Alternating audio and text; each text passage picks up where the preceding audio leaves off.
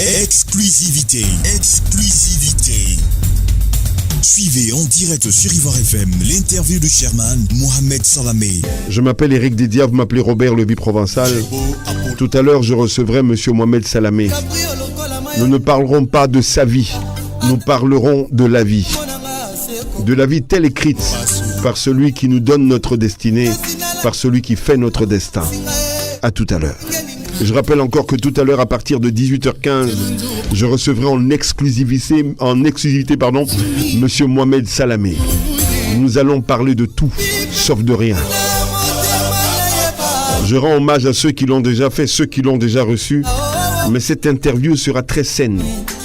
Tout simplement parce que je voudrais qu'elle serve à la jeunesse et que la jeunesse lui serve de prototype. À tout à l'heure. Salamé, yeah, Salamé, la jeunesse réclame, oh, Salamé. Le chemin. Salamé, yeah, Salamé, la jeunesse réclame, oh, Salamé. Arrivé au moment où ça n'allait pas, oh. Même la télé n'arrivait plus à nous distraire. Nos émissions de vacances étaient agonissantes. Faradoscope était malade, Kodjob était déjà décédé. Karaoké, hospitalisé. C'est la lame, nous tous sommes abonnés au le chemin. Salamé, yeah, Salamé, la jeunesse réclame, oh, Salamé. Salamé, yeah, Salamé, la jeunesse réclame, oh, Salamé. Organisation, tu as fini avec ça. À ta façon, il y avait toujours la joie. Phare de somme, téléphone était versé. Les perdants de Kodjob étaient récompensés. Assa Karaoké, tu as donné un nouveau visage. Mohamed Salamé, tout le monde te réclame le chemin. Salamé, yeah, Salamé, la jeunesse réclame, oh, Salamé. Salamé, yeah, Salamé, la jeunesse réclame, oh, Salamé. Né à Abégourou, où on parle encore de lui en bien les actes qu'il a posés. La jeunesse te dit merci, la chefferie te dit encore. Le chairman Salamé.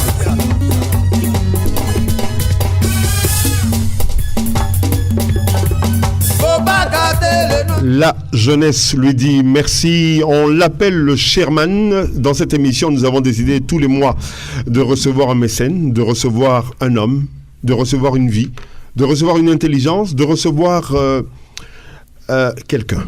Aujourd'hui, nous recevons le Sherman Mohamed Salamé. Bonsoir. Bonsoir.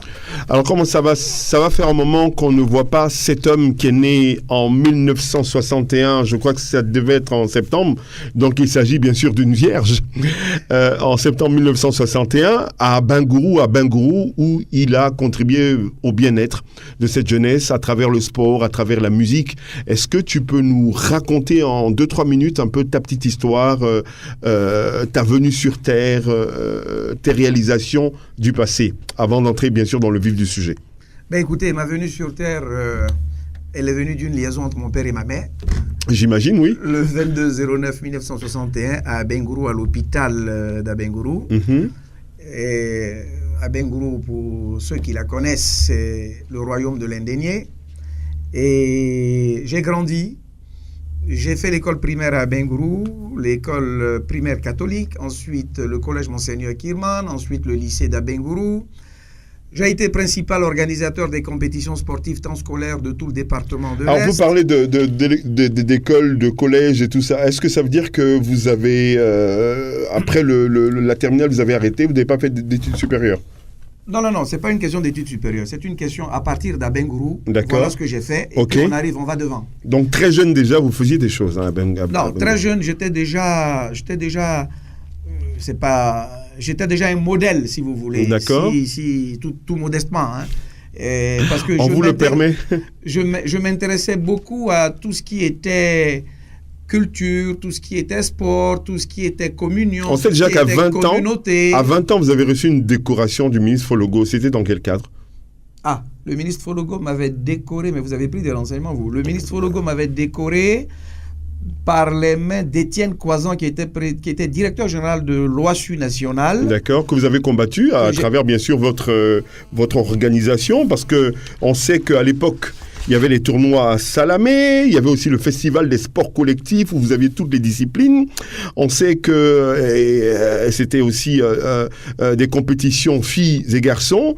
Vous réunissiez près de 1500 sportifs à vos tournois. Mais d'où venait bien sûr cette pêche pour construire tous ces rêves-là? D'abord, développer les relations fraternelles et amicales entre les établissements scolaires était un rêve d'enfance. D'accord. Ensuite, parler, communiquer, communier, donner certaines de mes idées était pour moi le préalable à toute réussite. D'accord. Et l'amour de ce qu'on fait ne peut en aucune manière dévier de la vérité et de ce qui pourrait arriver quand vous organisez. D'accord. Alors, donc, le fait de vouloir réunir, le fait de vouloir consolider, le fait de vouloir sortir des vedettes demain matin d'une organisation peut mettre en relief l'envie de faire quelque chose. Et moi, je vous pose une question qui n'a rien à voir avec ce dont nous parlons en ce moment. Quel est le sens du mot argent pour monsieur Mohamed Salamé? L'argent, est-ce que, bien sûr, dans vos objectifs, lorsque vous étiez jeune, est-ce que vous aviez envie de devenir quelqu'un de riche ou alors quelqu'un d'utile? Non, quelqu'un de suffisant, ce n'est pas forcément quelqu'un de riche. D'accord. Quelqu'un qui ne met pas au préalable l'argent pour qu'on parle de lui, pour qu'on ne dise pas que c'est à cause de l'argent qu'il fait ça, c'est deux choses différentes. D'accord.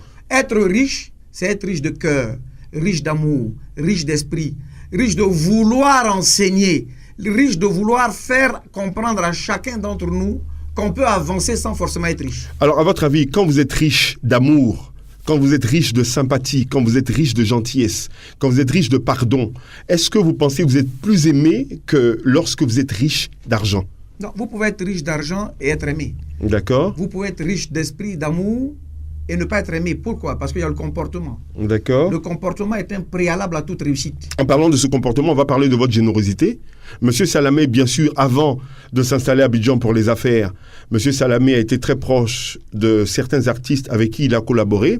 On va parler de Nayan Kabel, on va parler d'Ernesto Djedje, on va parler d'Amédée Pierre et de plusieurs artistes comme ça avec lesquels vous avez travaillé, bien sûr, lors de vos compétitions, lors de vos tournois. Vous me rappelez des souvenirs extraordinaires. J'espère.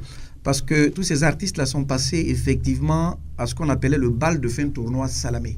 D'accord. Parce qu'à chacune de mes manifestations que j'organisais, qui regroupaient les plus grandes écoles de Côte d'Ivoire, les plus grands lycées du département de l'Est, en plus du lycée classique d'Abidjan, il fallait coréoler tout ça d'un bal.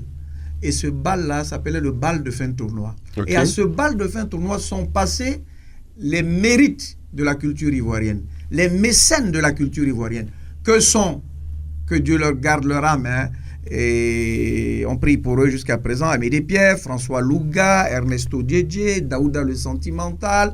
D'ailleurs, je vous raconte une anecdote. L'un des premiers concerts d'Alpha Blondy, c'était avec moi à Bengour. D'accord. Alors vous qui avez fréquenté tous ces grands de la musique ivoirienne, oui. Aujourd'hui, le paysage culturel, musical ivoirien a terriblement changé, s'est métamorphosé. Alors que pensez-vous de cette nouvelle génération? On a entendu une belle chanson tout à l'heure qui a été composée par Fitini, qu'on écoutera sûrement avant la fin de cette émission. Fitini, reconnaissance au Chairman Mohamed Salamé. Alors, quelle est votre appréciation quant à, bien sûr, cette métamorphose de la musique ivoirienne? Les artistes dont je parlais tout à l'heure, les mécènes de la chanson ivoirienne dont je parlais tout à l'heure, avaient des qualités. Ces qualités qu'elles avaient, ce n'était pas forcément le bruit. Et vous répondez déjà à la question, apparemment. Non, je réponds à la question, mais je vais en même temps aller plus loin dans ce que je suis en train de dire. Ces chanteurs-là étaient à une époque où la Côte d'Ivoire n'avait que 7 millions d'habitants. D'accord. Peut-être. Aujourd'hui, vous avez des chanteurs avec 21 millions d'habitants. Oui. Les générations ont grandi. Les personnes ont vieilli. La nouvelle vague d'auditeurs, de consommateurs de musique, elle est pratiquement mondiale. Bien sûr. Elle n'est pas forcément figée sur la Côte d'Ivoire. Voilà. Donc, ces artistes qui sont venus dans la nouvelle version Côte d'Ivoire, à un moment donné de l'émancipation de la politique ivoirienne, dans le bon sens ou dans le mauvais sens, ont été ceux qui ont été les précurseurs peut-être d'une petite stabilité musicale qui pouvait amorcer un peu les mœurs de tout un chacun. De toute façon, donc, on parle de coupé-décalé, on parle de Zouglou, on parle de ceci, on parlera parle même de des Ndombolo. créateurs. On parlera même de Ndombolo parce que je me souviens que dans l'avant-dernier album de Ferregola, vous êtes la première personne citée dans la chanson, ce qui nous amène bien sûr à votre présence à Abidjan depuis plusieurs années, depuis plusieurs décennies.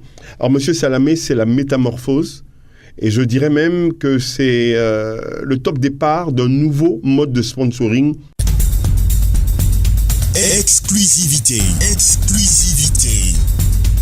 Suivez en direct sur Ivoire FM l'interview de Sherman Mohamed Salamé.